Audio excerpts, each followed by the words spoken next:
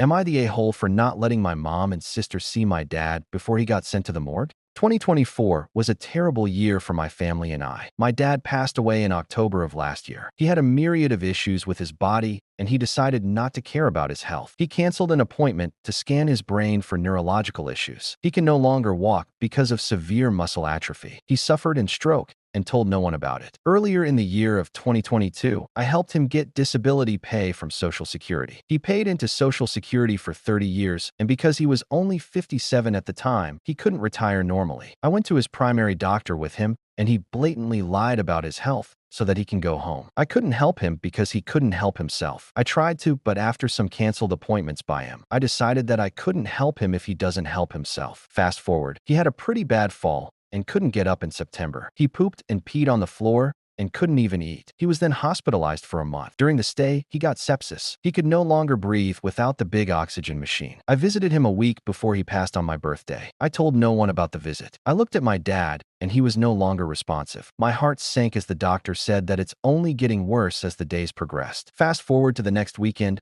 my mom and I visited my dad. He no longer was able to do anything. The tubes and everything looked so painful, and my mom decided to sign the DNR forms. As she was about to sign, she looked at me and asked if she was signing my dad's death. I had no response. I could only tell her that he will be moved to hospice. He was taken off of the machines as we held both his hands. It looked like he was relieved somehow. We decided to head home. My mom left for her apartment, and I left for mine. I lived an hour away. During the ride home, I got a missed call for the hospital. I didn't see it until I got home. I then tried to call them, but there was no response. An hour later, they returned my call, and they told me my father passed away. They still had him in the room and asked if I wanted to see him. I said yes, and I drove fast to the hospital. I called my mom, and she broke down really bad when I told her. After the hour drive, I finally got to the hospital. It was very surreal walking into his room. It was just me, and he was on the bed in the middle of the room. He was in a bag, and there were tags on him already. They kept him there for 5 hours for me, even though they were supposed to deliver him to the morgue a couple of hours ago. I started to cry. When the doctor came in, she asked if my mom and my sister wanted to see him. I looked at my dad, all bagged up with tags on him. I decided then and there that I couldn't let my mom and my sister see him in such a state. I kept breaking down. As I gathered myself, I knew I needed to push this forward. I needed to sign a release to a funeral home. I wanted them to see him in a suit, like he was sleeping in the funeral home instead of seeing him in a bag. His mouth was gaping open, and his eyes were half open. It was a terrible sight. I signed the release form with tears dripping onto it. Am I the a-hole for deciding that my mom and my sister shouldn't see him